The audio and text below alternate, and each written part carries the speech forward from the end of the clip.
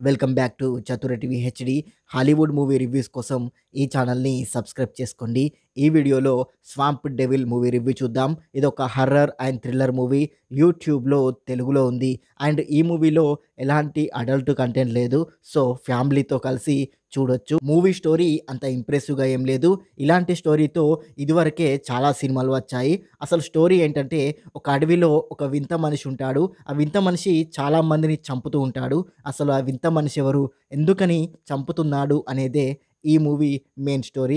మూవీలో ఒక interesting element కూడా లేదు.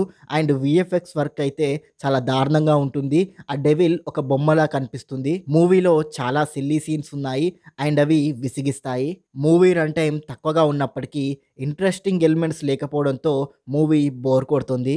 ఇది పేరుకే హర్రర్ అండ్ థ్రిల్లర్ మూవీ, కానీ ఒక్క హర్రర్ ఎలిమెంట్ కానీ ఒక్క థ్రిల్లింగ్ ఎలిమెంట్ కానీ లేదు. మూవీ క్లైమాక్స్ అయితే చాలా సిల్లీగా ఉంటుంది. ఓవరాల్గా చెప్పాలంటే ఈ మూవీ బాలేదు. ఈ మూవీని మీరు స్కిప్ చేయడం బెటర్. ఈ మూవీకి నేనిచ్చే రేటింగ్ 5కి 1 star rating. And thank you for watching. Please subscribe చతుర్య TV HD.